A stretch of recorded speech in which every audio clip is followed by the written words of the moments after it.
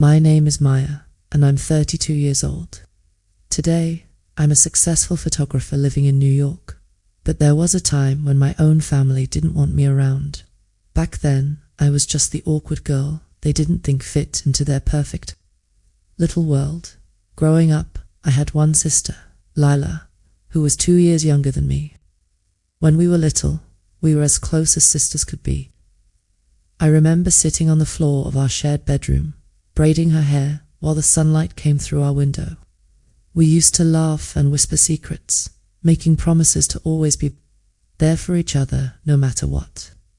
Back then, life felt warm and simple, before looks started to matter so much in our house. Our parents were obsessed with appearances.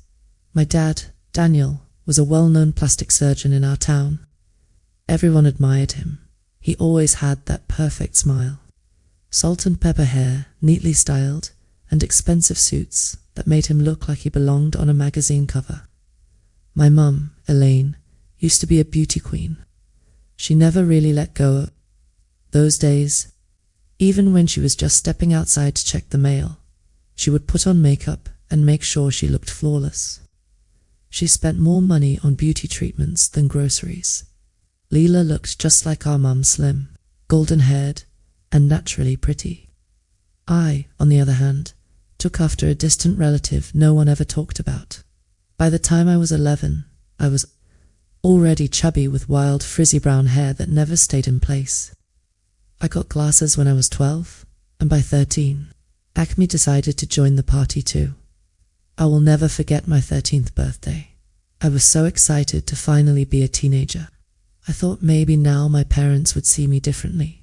That night, I went downstairs to get a glass of water, and I heard my parents talking in the kitchen. What are we going to do about Maya? My dad sighed, swirling his drink. She's getting older, and she still hasn't grown into her looks. My mum's reply hit me like a punch to the chest. I know, Daniel. I keep hoping she slimmed down. Maybe we can fix her nose when she's 16. It's just hard, especially when Lila is so naturally beautiful. Maya, well, she tries. I stood frozen in the hallway, holding my glass of water, feeling like the world had just crumbled around me. They were talking about me like I was a problem they needed to solve. That night, I cried myself to sleep, wondering why being smart and kind wasn't enough for them. As we got older, the differences in how they treated us became painfully clear. For Lila, no expense was too much.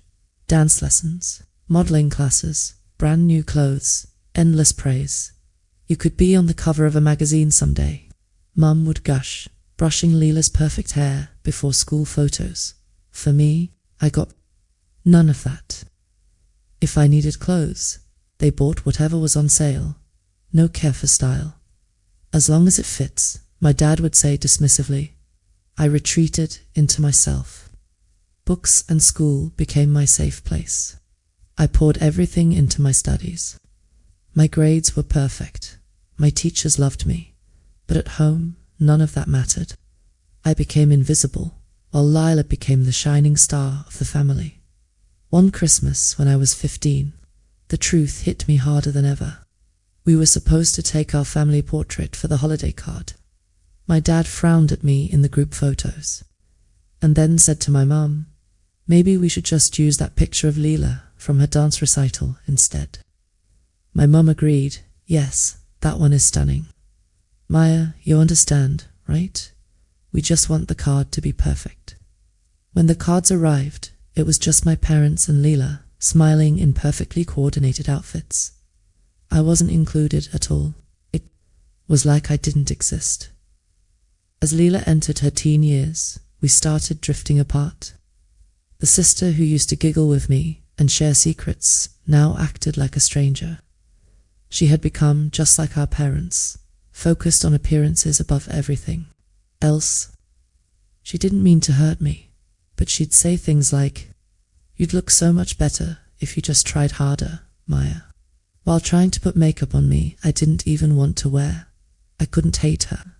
She was just becoming what our parents raised her to be by my senior year of high school should have been my moment to shine. Years of hard work paid off when I earned the National Merit Scholarship, which meant I could go to any college without worrying about money. The award ceremony was scheduled for a Thursday night in March. When I told my parents, my dad barely looked up from his calendar. That's the same night as Lila's regional beauty pageant. We can't miss that. It's an important step toward the state competition. I begged them to consider splitting up, one parent with me, one with Lila.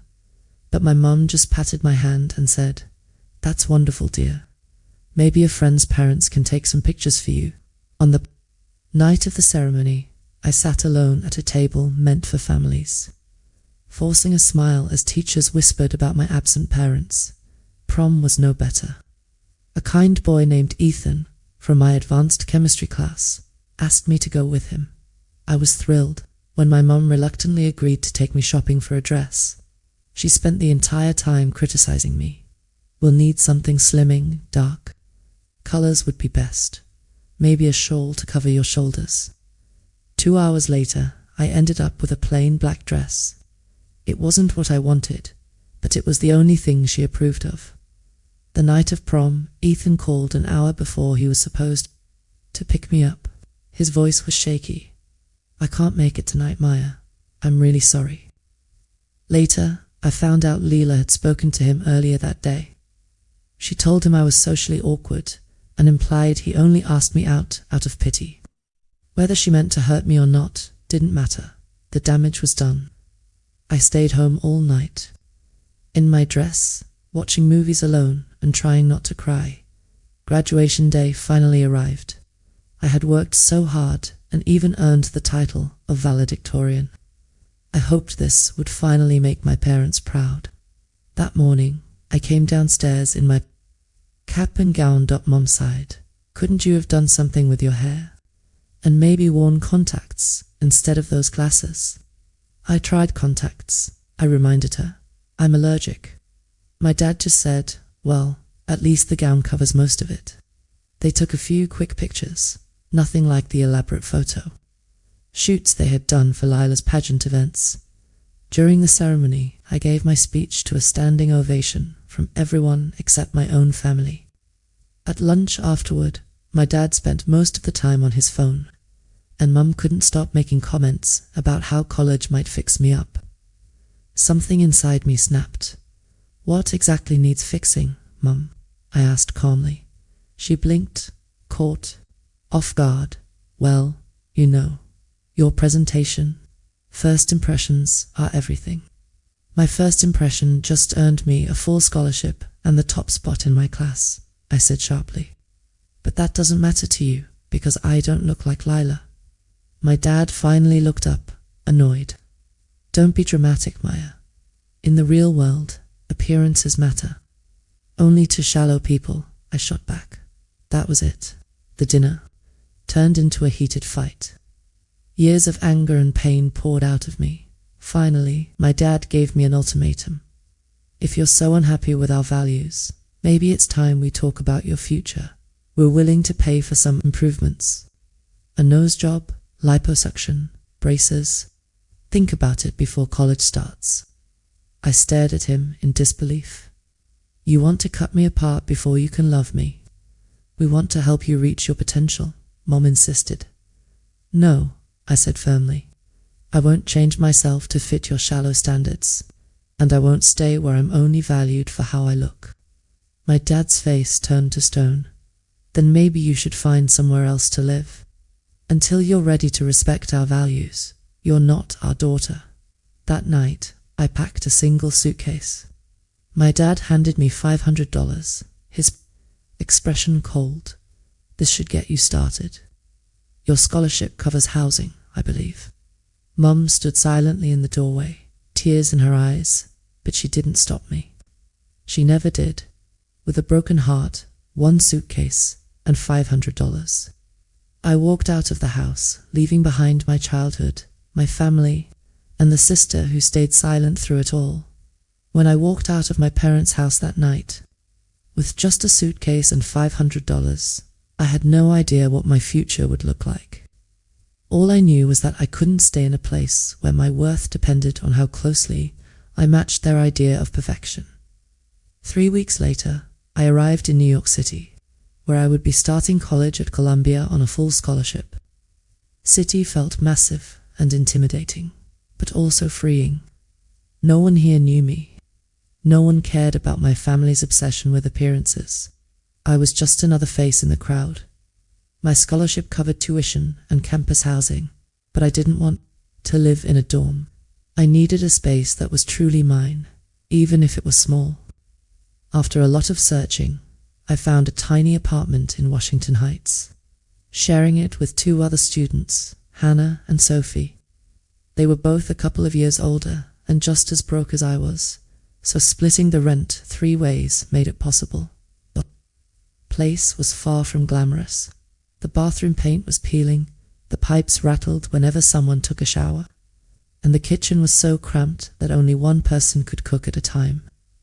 My bedroom was barely big enough for a twin mattress and a small desk, but to me, it was freedom. It was a place where no one judged me for how I looked or told me to change. Those first few months were hard. I worked constantly to make ends meet. In the mornings, I had a shift at a coffee shop near campus. In the evenings, I waited tables at a small diner. On weekends, I worked at a bookstore, stocking shelves. Sometimes I was so tired that I would fall asleep in my clothes, but I didn't care. Every dollar mattered, and every bit of effort reminded me that I was building a life on my own terms. It was at that bookstore where my life began to change in a way I didn't expect. One slow Sunday afternoon, while putting books away in the photography section, I started flipping through a book of portraits. I didn't even know why I was so drawn to it. Maybe because photography had always interested me, even back when I was little and took pictures with my old disposable camera. As I stood there, an older man approached me. He looked to be in his 70s, with wild white hair and fingers permanently stained with ink. "You've got a good eye," he said, noticing how long I lingered over certain photos. I blinked in surprise. "Excuse me." "You see past the surface," he said with a kind smile. "Most people just glance at a picture. You really look at it." That man's name was Henry, and he turned out to be a retired photographer who had done everything from war photography to celebrity portraits. That brief conversation was the start of something I didn't realize I desperately needed: mentorship and eventually family. Over the next few weeks, Henry began teaching me about photography during my lunch breaks. He showed me how to use light, how to capture emotion, how to see beauty in places most people overlooked. One day, he made me an offer I couldn't believe. "I've got a small private project I'm working on," he said. "Would you like to be my assistant? It doesn't pay much, but you'll learn a lot." I said yes without hesitation. Looking back now, I realize Henry didn't just teach me about photography.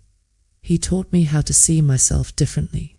He used to say, "Anyone can take a picture of perfection. A real artist captures truth." Under his guidance, I started to see beauty in imperfection, in authenticity, in things that were real. Slowly, I began to change too, not because I was trying to please anyone, but because I was finally taking care of myself instead of stress. Eating like I used to back home, I shared healthy meals with Hannah and Sophie. Instead of hiding in my room, I walked miles across the city, exploring and taking photos. My skin cleared up, my body grew stronger, and for the first time in my life, I felt like I belonged in my own skin. The transformation wasn't about becoming beautiful by my parents' shallow standards. It was about finally living a life that felt like mine.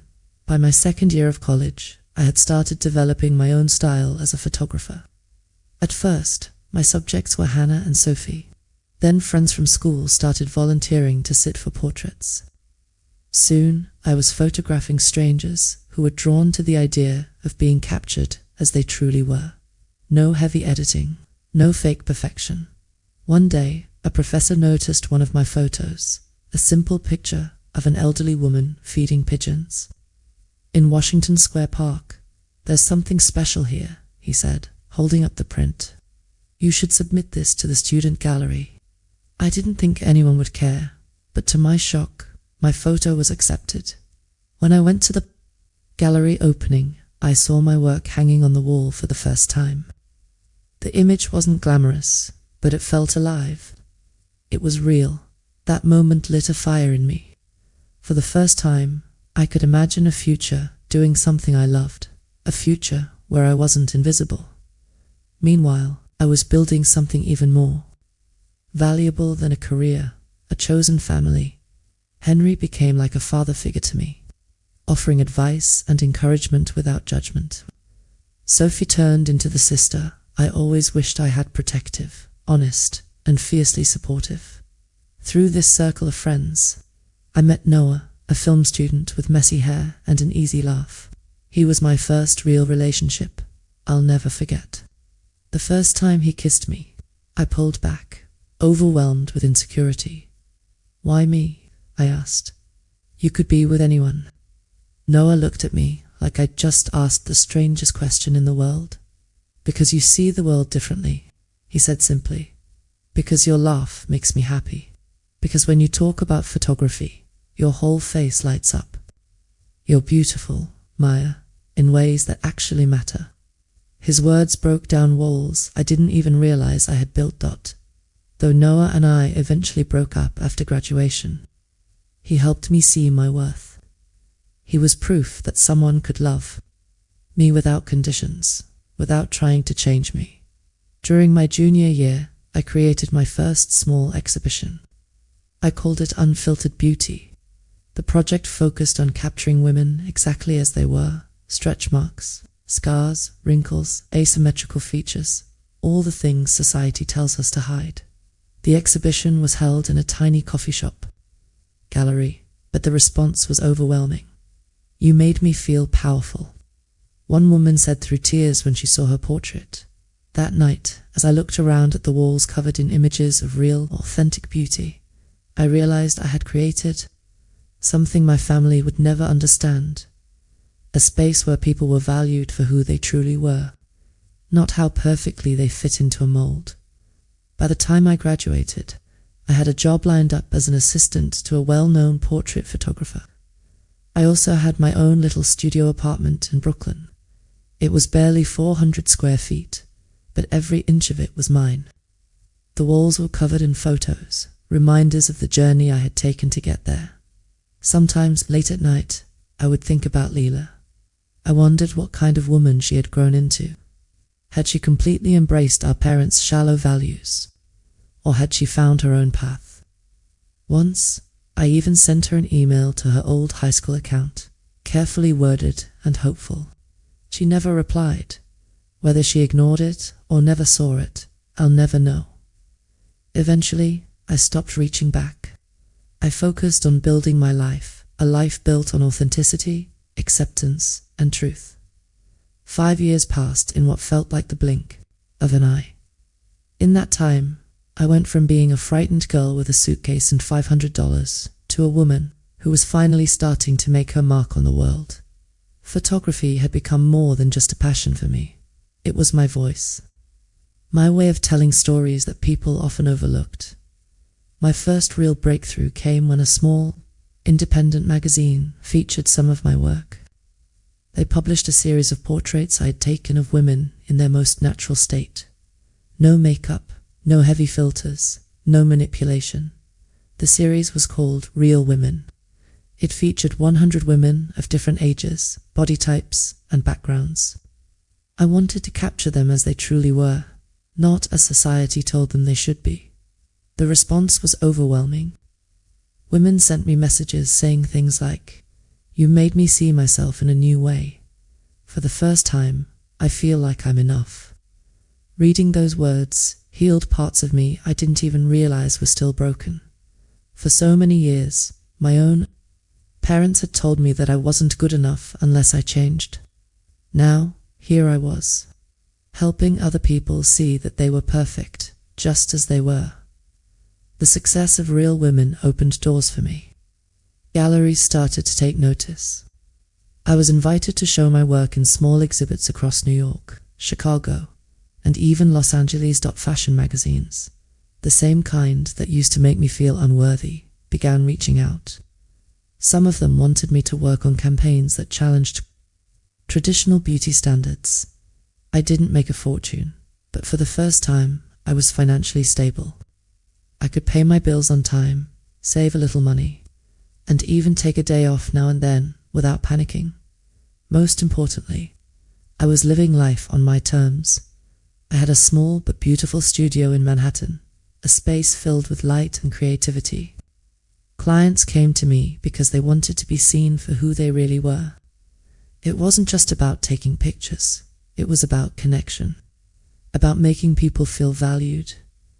Every time someone left my studio feeling more confident than when they arrived, I felt like I was giving them a gift, the very gift my parents had always withheld from me in my personal life. Things were good too, after a few relationships that didn't quite work out. I met Lucas, a thoughtful architect with kind eyes and a calm presence. He saw beauty in structures and designs the way I saw beauty in people. Lucas never once tried to change me. He didn't care about appearances or status. When nightmares about my family would wake me up in the middle of the night, he would simply hold me and say, "You are perfect as you are, Maya. You don't need to prove anything to anyone." Those words meant more to me than he could ever know. We had been together for nearly 2 years, and for the first time, I felt like I was building a stable, healthy relationship. Everything seemed to be falling into place until one crisp fall afternoon when I received an email that would turn my world upside down.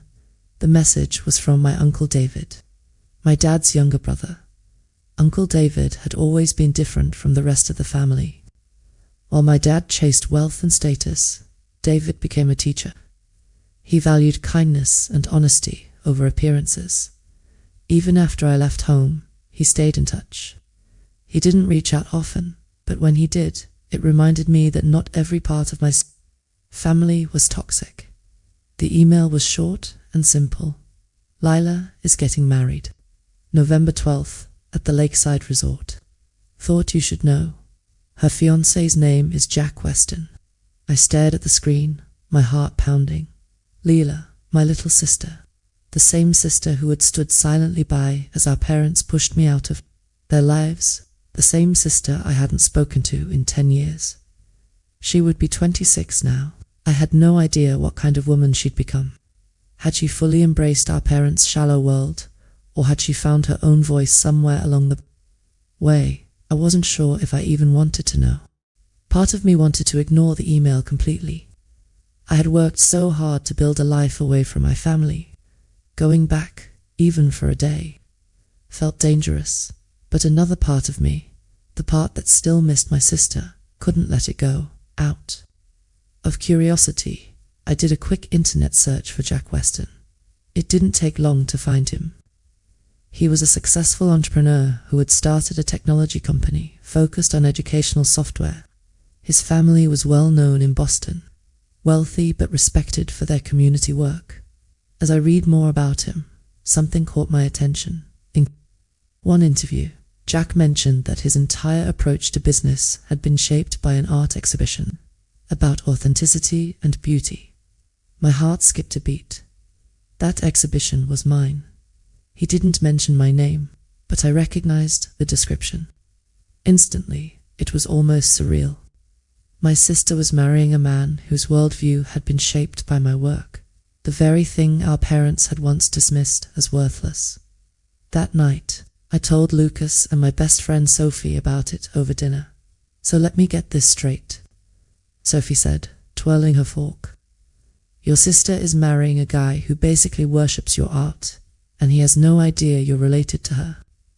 I nodded. "Exactly." Lucas was more serious. "Are you thinking about going?" I hesitated. "I don't know. Part of me wants to show them who I've become, to prove that their rejection didn't destroy me. And a small part of me wants them to see that this man they probably adore already admires me for the very things they once hated." Sophie smirked. "Revenge served cold. At a wedding. I'm here for it. Lucas squeezed my hand gently. Just make sure you're going for yourself, Maya, not just to hurt them. For the next week, I couldn't stop thinking about it. Did I really want to walk back into that world after 10 years of silence? Would seeing my parents undo all the progress I had made? In the end, my curiosity won. I replied to Uncle David, letting him know I would be there, and asking him not to tell anyone. Then, I started preparing. I chose a dress that made me feel confident, a deep emerald green that flattered my figure without hiding it. For a wedding gift, I picked something meaningful, a framed photograph I had taken of two sisters in Central Park, laughing and leaning on each other. It wasn't just a gift. It was a message, a reminder of the bond Leela and I used to have before everything fell apart. When the day finally came, I was ready. The lakeside resort was exactly what I expected, elegant, expensive, and perfectly curated, just like everything my parents loved. As my taxi drove up the long driveway, I saw the white wedding tent by the water, the manicured gardens, the grand boathouse. It was beautiful, but it felt cold and impersonal.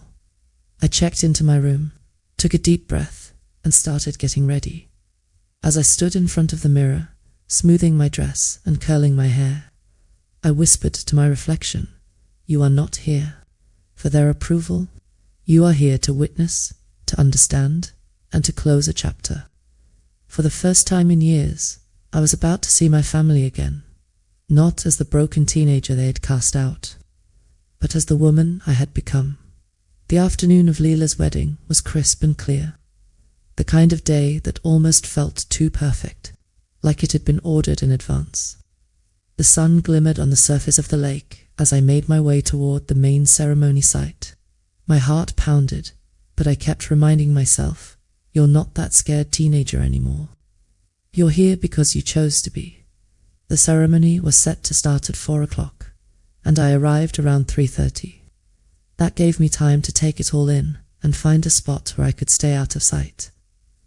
The last thing I wanted was to run into my parents before I was ready.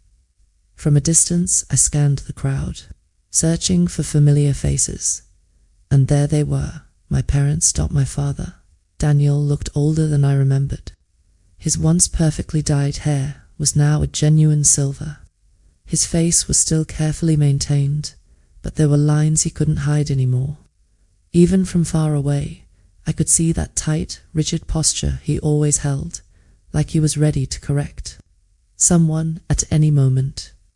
Beside him, my mother, Elaine, was the very definition of preserved beauty. She looked almost exactly the same as she had 10 years ago, though I suspected a lot of that was thanks to cosmetic treatments. Her champagne-colored dress fit her perfectly, her hair and makeup done with flawless precision. Together, they greeted guests with polite smiles, their expressions polished but not entirely genuine. Looking at them stirred a mix of emotions inside me, anger, sadness, and something I didn't want to name. Even now, they seemed more concerned with appearances than with the actual meaning of this day. I scanned the crowd for Lila, but she was nowhere in sight.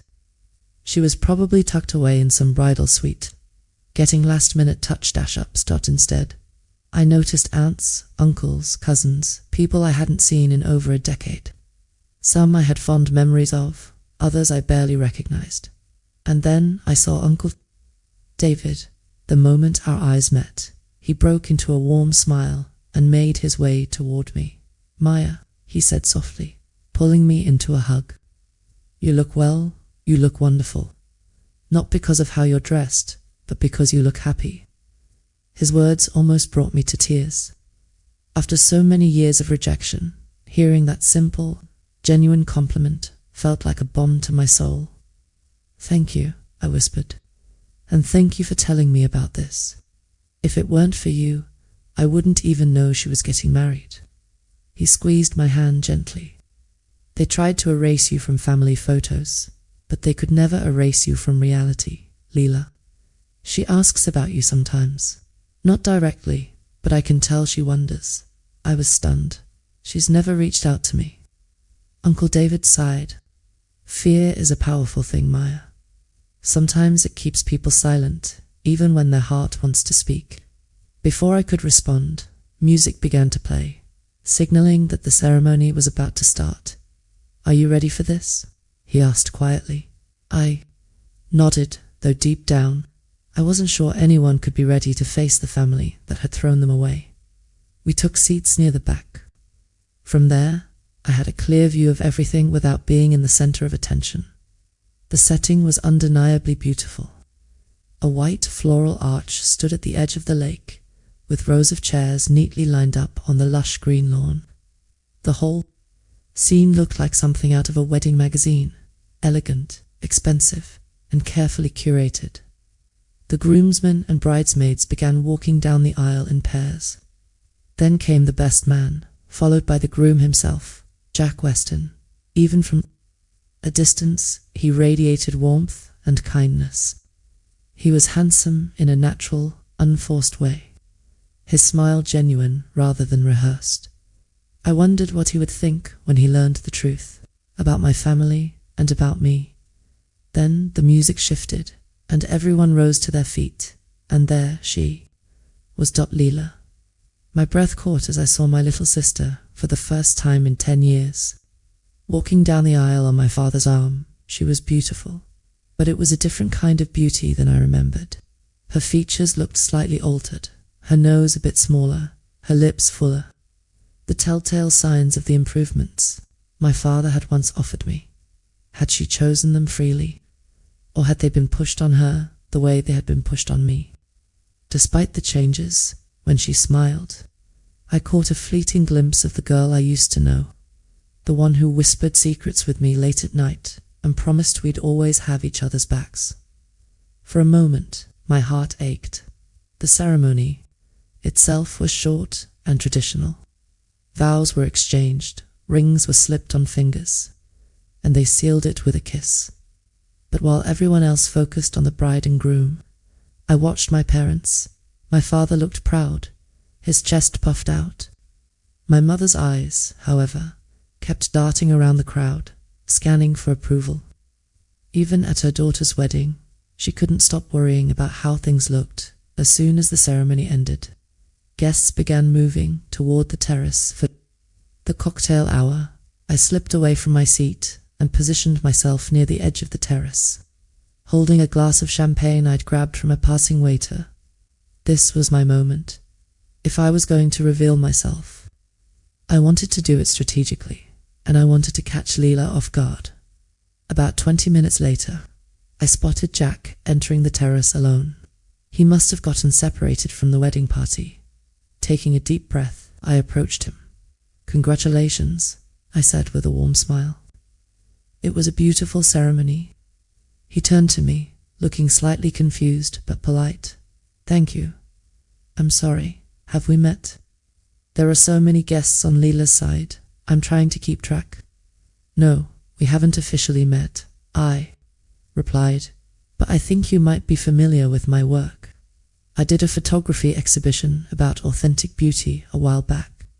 Recognition flashed across his face. Yes, that exhibition completely changed how I approached my company's branding. The images were powerful. He paused, his brow furrowing. "Wait a second. You're that photographer?" I nodded. "That's me." As he processed this, I saw the realization dawning. He knew my name now, and he was putting the pieces together. You know Leela?" he asked slowly. I looked him straight in the eye, my voice calm and steady even as my heart raced. "More than you think." Before he could respond, a commotion at the entrance caught our attention. Leela had appeared, now wearing a different dress for the reception. She was scanning the crowd, her gaze frantic. When her eyes landed on me, her entire body froze. The emotions on her face were unmistakable. Shock, fear, recognition, and something deeper, maybe even guilt. "Jack," she called, her voice higher than usual as she hurried toward us. "I see you've met one of our guests." Her eyes never left mine as she approached, her hands gripping her champagne glass so tightly I thought it might shatter. "Jack, completely oblivious to the tension, smiled. Yes, and it's incredible. She's the photographer I told you about, the one whose work inspired me. Can you believe it? Leela's face went pale. Related. She whispered, almost too softly to hear.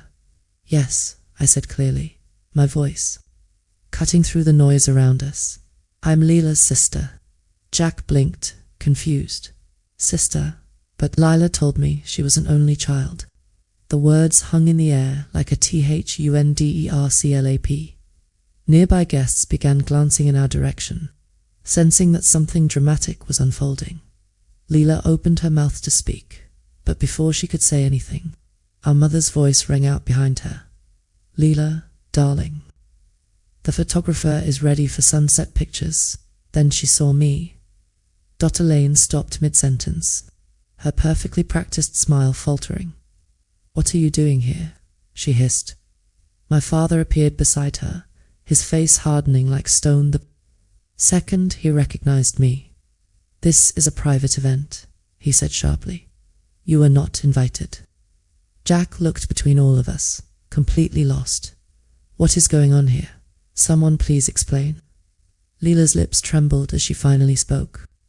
The truth, she's my sister, she admitted. The one I never told you about. Gasps rippled through the terrace as the crowd realized they were witnessing something far more dramatic than a simple wedding reception.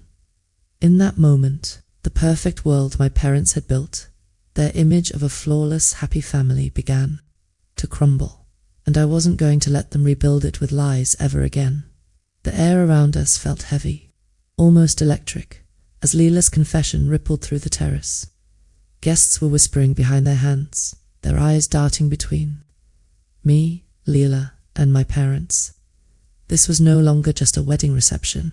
It had become a spectacle, and everyone knew it. My father, Daniel, quickly took control, his voice low but sharp. Perhaps we should continue this conversation somewhere private, he said. His tone made it clear that it wasn't a suggestion. Without waiting for agreement, he turned on his heel and marched toward a side room off the reception hall.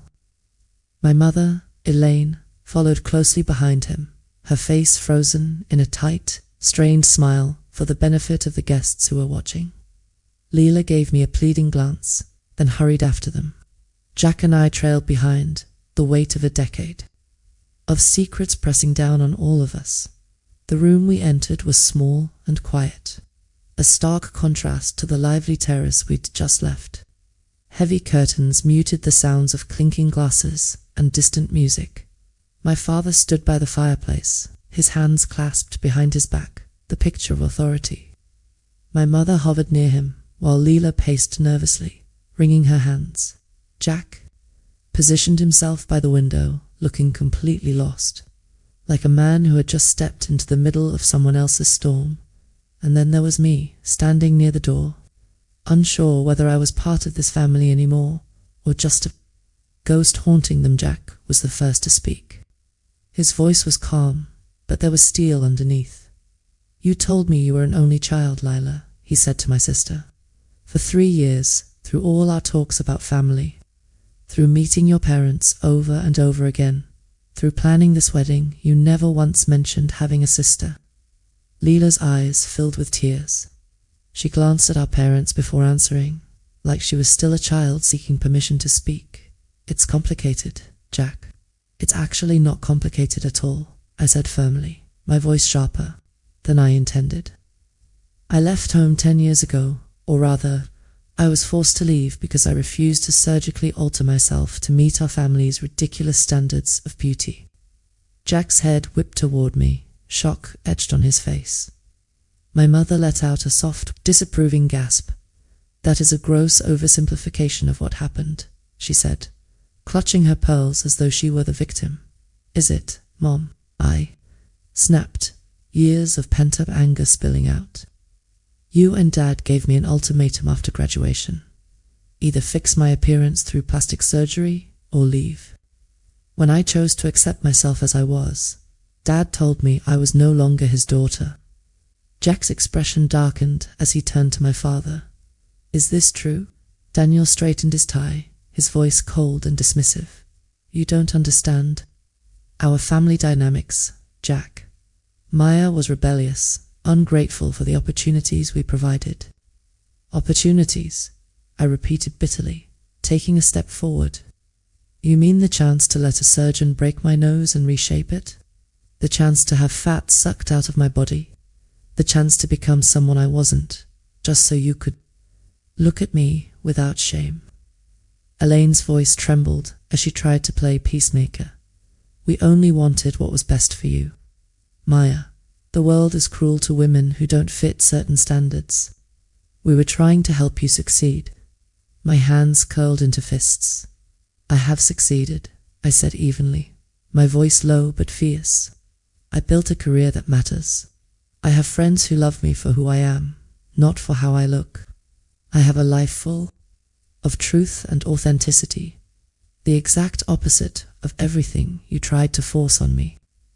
Jack's gaze swung back to Lila, who had been silent until now. And you, he said, his voice breaking slightly.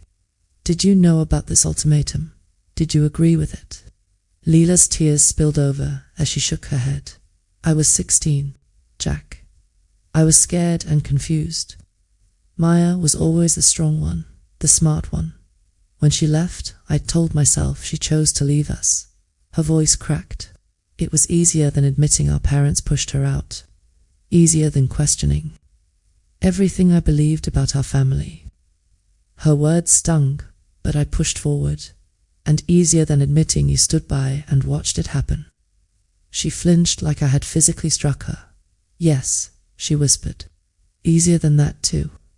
Jack ran a hand through his carefully styled hair, completely unraveling it. So, you lied to me for our entire relationship, because what? You were embarrassed. You didn't know how to explain that your family disowned your own sister for not being perfect enough. I didn't know how to tell you, Lila said desperately. The longer I kept quiet, the harder it became. And then, you mentioned admiring that photographer whose exhibition changed your perspective. When I saw her name in one of your articles, I realized it was Maya, and I panicked. Daniel stepped forward, trying to regain control of the conversation. Jack, every family has complications. This is hardly the time or place to air them. You and Lila have just been married. The guests are waiting. The photographer is ready for sunset photos, with all due respect. Jack interrupted, his voice sharp now. I just learned my wife has been lying to me about something fundamental, and that this family, he gestured toward my parents, is capable of disowning their daughter for not looking a certain way. That's not a minor complication, Daniel. That's a serious problem. Elaine gasped, clutching her chest like she might faint. This is exactly why we didn't want to involve Maya, she hissed. She's always been difficult, always caused scenes. My anger surged like wildfire. I've been absent for 10 years, I said, my voice shaking with fury. You erased me from your lives, from your holiday cards, from every family event. What scenes could I possibly have caused? You're causing one right now, she snapped. By existing, I shouted. By refusing to stay erased. The room fell silent, the only sound Lila's quiet sobbing. Jack turned to me, his expression softer now. Why did you come today, Maya? After everything they did to you, why put yourself through this? It was a fair question, one I had asked myself countless times on the way here. Partly curiosity, I admitted. Partly closure, and partly because I wanted them to see that rejecting me didn't destroy me, that I built something beautiful from their rejection. Lila's sobs grew louder. She took a hesitant step toward me. I tried to call you once, she said. About 3 years ago. The number I had didn't work. I changed my number after college, I replied flatly. Uncle David has always had my contact information. If you really wanted to reach me, you could have asked him. The implication was clear. She hadn't tried very hard. Jack closed his eyes for a moment, taking a deep breath. When he opened them, his expression was resolute. I need to think, he said, "and we need to address our guests. I can't pretend everything is fine when I've just discovered my new wife has been hiding her sister, and that her parents disowned that sister over something so shallow." He turned to Daniel and Elaine, his voice cutting. "I need to understand who I've really married into and what kind of family this is." Daniel drew himself up, his pride clearly wounded. "You're overreacting, Jack. This is ancient history." "No," I said quietly but firmly. "This is who you are. You've always cared more about appearances than love, more about image than reality. That's not fair." Elaine protested, her voice rising. "What's not fair?" I countered. "It's telling your teenage daughter she's only valuable if she cuts herself open to meet some twisted standard of beauty. What's not fair is erasing me from photos because I didn't fit your perfect image. What's not fair is standing silent while Dad disowned me." The weight of my words seemed to press down on the room like a physical force. Even Daniel and Elaine had no immediate response. Jack looked around at all of us, his decision clear. "I'm going to talk to my best man and the event coordinator. We need to delay the reception while we figure out how to move forward." He turned to Lila, his voice softer but still firm. "And you and I need to have a very real conversation about what our marriage is going to look like and whether it can survive this kind of lie." Without another word, he left the room. Lila crumpled into a chair, sobbing openly now. My parents stood together like they always had, a united front, but for the first time, cracks were showing in their perfect facade, and I stood by the door, breathing heavily, knowing that nothing would ever be the same again. When Jack walked out of that room, the silence left behind was deafening. The only sound was Lila's soft sobbing as she sat hunched over, her hands covering her face. My parents stood stiff and still, like statues trying to hold their perfect poses, while everything around them crumbled. I leaned back against the door, breathing deeply, trying to calm the storm of emotions raging inside me. Anger, sadness, relief, and somewhere deep down, a strange, fragile sense of freedom. Jack's words still echoed in my mind. "I need to understand who I've really married into. This wasn't just about me anymore. It was about the lies my parents had built and the cost of maintaining them." Finally, my father, Daniel, broke the silence. His voice was low and controlled, but I could hear the strain beneath it. "This has gone far enough," he said. "We need to put this behind us and salvage what's left of this wedding. The guests don't need to know about any of this." I laughed, though there was no humor in it. "Salvage what's left. Dad, the truth is already out there. People heard Lila admit I'm her sister. They saw your faces. Do you really think you can just smile your way out of this?" My mother, Elaine, shot me a furious look. "You have no idea how humiliating this is. Half the guests are probably whispering about us right now. The Weston's Jack's family, they must think we're completely dysfunctional." Lila lifted her tear-streaked face and spoke for the first time since Jack left. "We are dysfunctional, Mum." The room went dead quiet. Even I was surprised by her sudden boldness. Lila stood slowly, her voice shaky but growing stronger. "We've been pretending for so long that everything's perfect, but it's not. Look at us. Look at what we did to Maya. Look at what we almost did to my marriage before it even began. All because appearances mattered more than truth." My father's mask of control cracked slightly, revealing genuine confusion. "We gave you both everything," he said, his voice trembling with frustration. "The best schools, the best opportunities, the best life imaginable. How can you be so ungrateful?" "You gave us conditional love," I said, stepping forward. My voice was steady now, even though my heart was racing. "You taught us that our value came from how we looked, not who we were. That's not love, Dad. That's control. That's not everything. It's not even close to enough." For a moment, no one spoke. Then Jack's voice drifted into the room from the hallway. "Excuse me, everyone," He had returned, flanked by his best man and the wedding coordinator, who looked like she wanted to vanish into thin air. Jack's expression was calm, but there was a new firmness in his tone. "We need to address the guests," he said. "They deserve to know why there's been a delay. I won't let them sit out there confused while we hide in here pretending everything's fine." He looked directly at my father. "With all due respect, Daniel, this day isn't just about appearances. It's about truth." Without waiting for a reply, he turned and walked back toward the reception area. I followed him, while my parents and Leela trailed behind. The sight that greeted us was surreal. The reception hall, once buzzing with excitement, now felt frozen in time.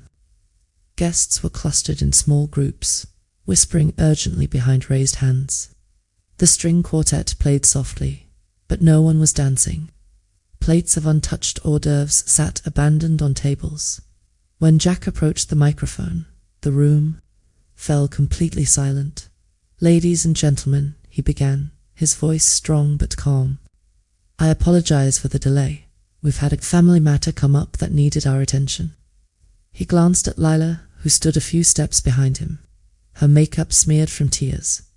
"Today has been full of surprises," Jack continued.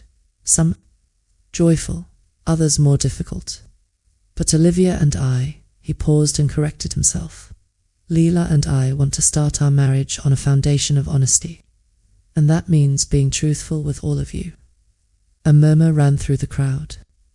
My mother stiffened, her eyes darting wildly as if searching for an escape route. Jack took a deep breath and gestured toward me. "Many of you know Leela as an only child. That isn't true. She has a sister, Maya." Every head in the room turned toward me. Suddenly, I was the center of attention, standing in front of people who had never even known I existed. My chest tightened, but I held my ground. "Due to painful circumstances," Jack continued, "Maya has been estranged from her family for 10 years. Her presence here today wasn't planned, but it's important." He looked at Leela, who was trembling slightly. "Before we celebrate our new family, we need to acknowledge the truth about the family that already exists." He stepped aside and handed Lila the microphone. For a long moment, she just stood there, frozen. Then she squared her shoulders and faced the crowd. "Many of you know me as the picture-perfect daughter," she said, her voice cracking. "But that's not the whole story. My sister Maya was pushed away because she didn't fit the image our parents wanted to present to the world. And I stayed silent. For 10 years, a wave of gasps swept through the room. "I'm not proud of it," Leela continued. "In fact, I'm deeply ashamed. But today, I don't want to keep pretending.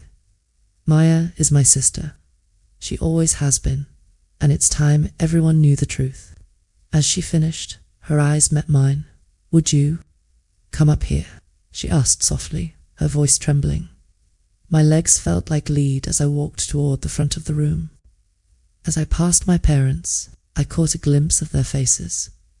My father's was flushed with anger or embarrassment, maybe both. My mother looked like she was in physical pain, her worst nightmare playing out in front of her carefully selected guests.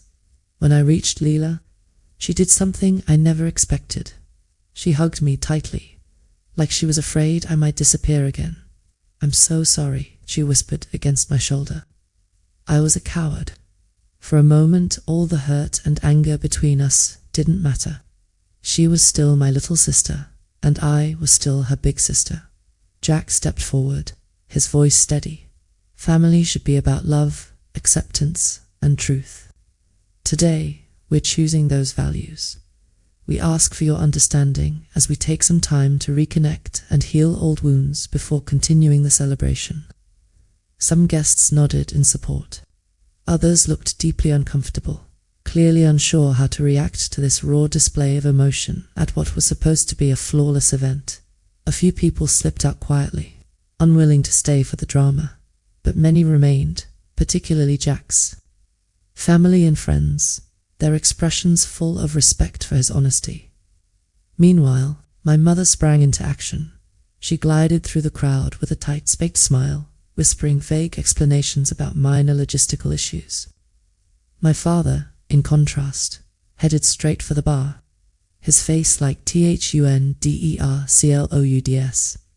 I returned to my Uncle David's side, grateful for his calm presence. "Not quite the reunion you imagined," he murmured. I let out a bitter laugh. "Actually, it's exactly what I imagined, just a little louder." He squeezed my shoulder gently. "Sometimes healing requires a little chaos. The question is, what happens next?" I didn't know the answer, but one thing was clear. Nothing would ever go back to the way it was. As the evening wore on, guests began to relax slightly, eating and drinking while Leela and Jack disappeared for a private conversation. When they returned, Jack went back to the microphone. "Thank you all for your patience," he said. "Leela and I have decided to take the rest of tonight to focus on family.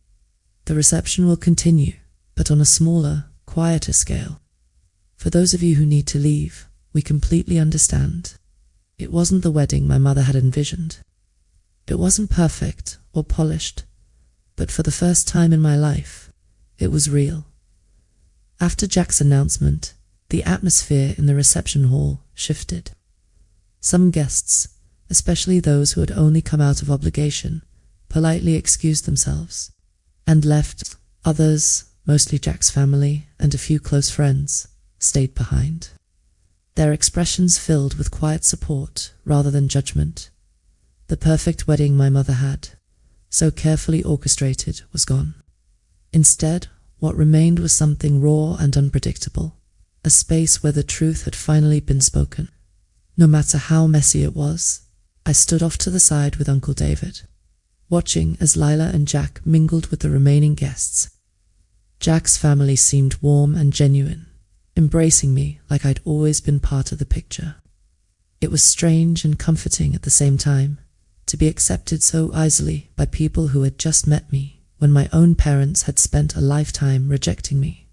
My mother, Elaine, was still moving through the crowd like a frantic hostess, whispering explanations and offering strained smiles. My father, Daniel, had claimed a stool at the bar, nursing a glass of whiskey with a scowl that warned everyone to stay away. At one point, Leela came over and pulled me aside. "Will you stay for a little while longer?" she asked quietly. "Maybe tomorrow, too." I don't want to lose you again." Words caught me off guard. For years, I had convinced myself that she didn't care, that she had chosen silence over me. But now, standing in front of me with tears in her eyes, I saw a glimpse of the little sister who used to braid my hair and whisper secrets late at night. Double quotes. "Yes," I said, my voice soft but certain. "I'm not disappearing again, Leela. Not this time." The reception wound down earlier than planned. By 10 o'clock, most of the remaining guests had drifted away, leaving only close family and a few friends. The string quartet had packed up their instruments, and the dance floor sat empty. For the first time all day, there was quiet. Leela, Jack, Uncle David, and I slipped out to a quiet corner of the terrace. The lake shimmered under the moonlight, a calm contrast to the chaos we'd just lived through. Leela sank into a chair, kicking off her heels with a sigh.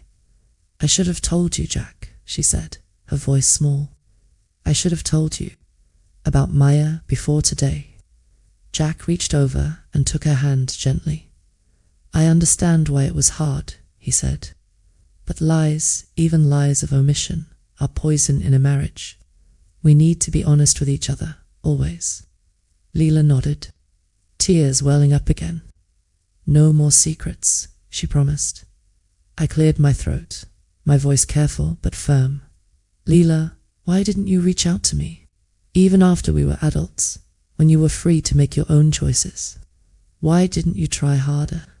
She twisted her wedding ring nervously. "At first, I believed Mom and Dad when they said you chose to leave," she admitted. "I wanted to believe that, because it meant I didn't have to question them or my own part in it." She paused, taking a shaky breath.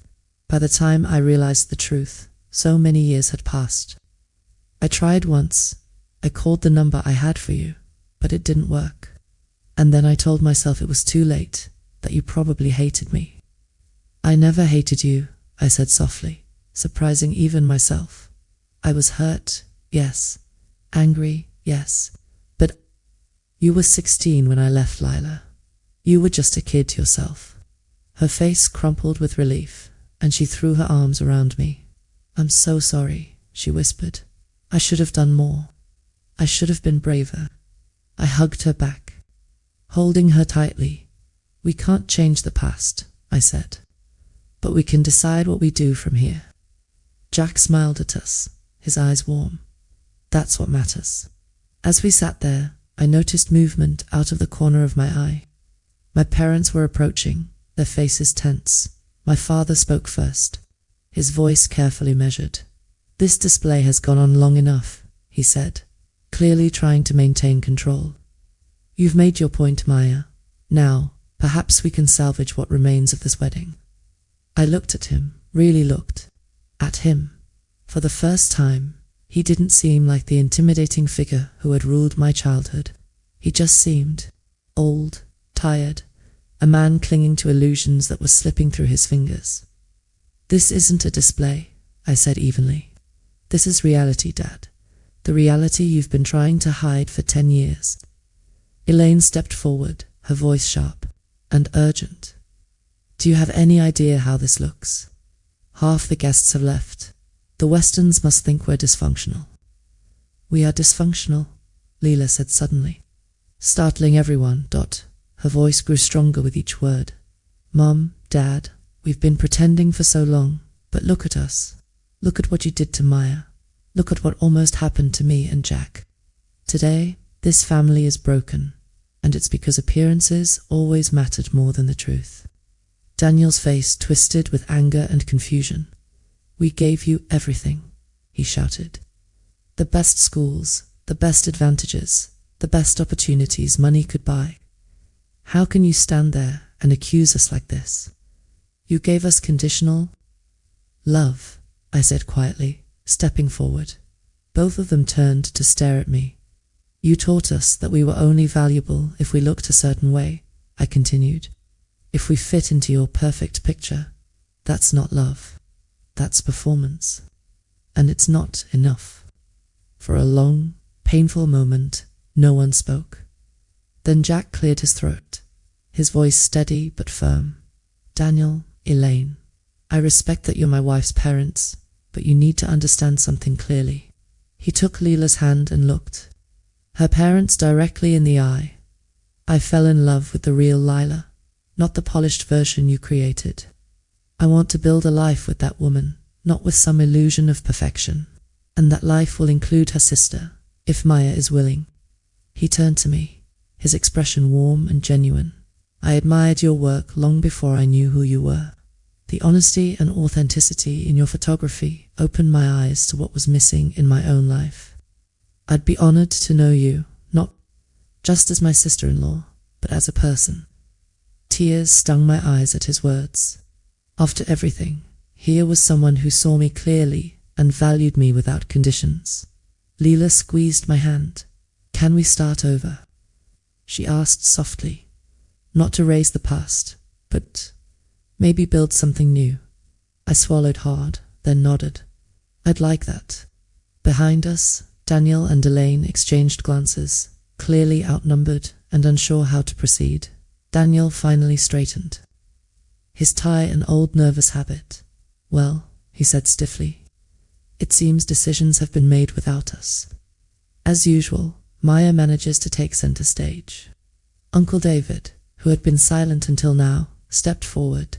His voice was calm but firm. This isn't about center stage, Daniel.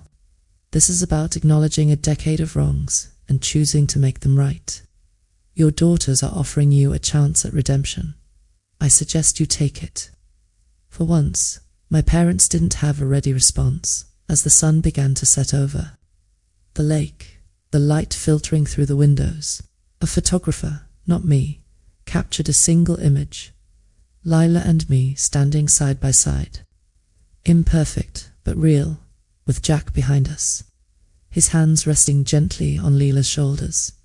In the background, slightly blurred, but still visible, were our parents, their faces a complex mix of confusion, anger, and maybe, just maybe, the first glimmer of recognition that their way of seeing the world had been deeply flawed.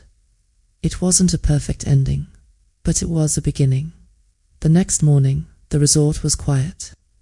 The chaos of the previous day had faded, replaced by the soft hum of staff cleaning up and guests checking out. The wedding tent was gone, leaving behind only flattened grass and a few stray flower petals blowing in the breeze. I woke early, my heart still heavy, but calmer than it had been in years. The events of yesterday played in my mind like a movie. The confrontation, Lila's confession, Jack's strength, my parents' stunned silence. It felt almost unreal, like something that couldn't possibly have happened in just one evening. But it had happened. For the first time in a decade, I had faced my family head-on. I hadn't run, I hadn't hidden, and I hadn't let them erase me again. Lila knocked softly on my door just as I was finishing my coffee. "Hey," she said when I opened it, her voice tentative. She looked different today, still tired and a little fragile, but lighter somehow, like a weight had been lifted from her shoulders. "Morning," I replied with a small smile. "Can we walk?" she asked. "There's a trail by the lake. I need to clear my head." "Of course," I said. We walked in silence for a few minutes, the cool morning air brushing against our faces. The lake was smooth and glassy, reflecting the pale pink sky. It felt peaceful, like nature itself was offering us a moment to breathe. Finally, Lila spoke. "I barely slept," she admitted. "Jack and I were up half the night talking. He's hurt, Maya, really hurt. But he says he still loves me, and he wants to work through this, as long as there are no more lies." I nodded. "That's fair. Honesty is the only way forward." She kicked at a small pebble on the path. "I don't deserve him," she said softly, "but I'm going to try to be the kind of wife and the kind of sister who does." I reached over and squeezed her hand. "You can't change the past, Lila. None of us can. But we can decide what we do now. Jack doesn't want perfection. He wants truth, and so do I." We stopped at a small wooden bench overlooking the water. For a moment, we just sat there, letting the quiet settle around us. Then Lila turned to me, her expression vulnerable. "Do you think we'll ever really have a relationship again? You and me, I mean, after everything?" I took a deep breath, choosing my words carefully, I think. "Relationships are like photographs," I said slowly. "Sometimes they get damaged or faded. But if the core is still there, if there's still love underneath, you can restore them. It takes work and patience, but it's possible." Her eyes filled with tears, but this time they were tears of hope. "I want that so badly," she whispered. "I missed you, Maya. Even when I told myself I didn't, I did. I missed you too," I admitted, my throat tight. "There were so many times I wanted to call you, to tell you about my life, to hear about yours. But I didn't think you wanted me in your world." "I did," she said fiercely. "I was just too scared to say it." I pulled her into a hug, holding her close. For the first time in 10 years, I felt like I had my sister back. As we sat there, I realized that forgiveness didn't mean forgetting or pretending the pain hadn't happened. It meant choosing to move forward anyway, one step at a time. Later that day, we met with Jack and Uncle David in the resort cafe. My parents were nowhere to be seen. They had left early that morning, too embarrassed to face anyone. Jack greeted me warmly, pulling me into a hug. "I owe you an apology," he said. "Not for what you did, you had every right to show up, but for the way this all blindsided you. You deserved better." "You don't owe me an apology," I said with a small smile. You've been nothing but kind to me. I'm glad Leela found someone who sees her for who she really is." He nodded, his eyes soft. "And I'm glad to finally know my sister-in-law." Uncle David sipped his coffee, watching us with a proud smile. "You two are rewriting the story of this family," he said. "It won't be easy, but it's worth it." Jack reached over and took Lila's hand. "We've decided to take a short honeymoon, somewhere quiet, where we can really talk and start fresh," he explained. "When we get back, we want to have you over, Maya, for dinner. Just us. No drama." Tears pricked at my eyes. "I'd love that," I said. A few weeks later, I stood in my Manhattan studio, preparing for the biggest exhibition of my career. The gallery walls were lined with photographs, some new, some from my earlier work, all telling a story of authenticity and resilience. In the center of the gallery hung my favorite piece, a photo of two sisters sitting on a bench, laughing together. It wasn't posed or perfect. It was real. That photo had been taken just a week after the wedding, during one of my walks with Leela by the lake. It captured our new beginning, fragile but beautiful. As the gallery filled with visitors, I spotted Jack and Lila arriving, hand in hand. Uncle David was right behind them, his face glowing with pride. For a moment, I froze. The last time we'd all been in a room together, it had been full of shouting and tears. But now, there was only warmth. Lila hugged me tightly, whispering, "I'm so proud of you." "You're in this too," I said, smiling. "We both are." As the evening went on, I shared stories behind each photo with guests. My parents didn't come, and honestly, I didn't expect them to. Maybe one day they'd realize what they'd lost, but that wasn't my burden to carry anymore.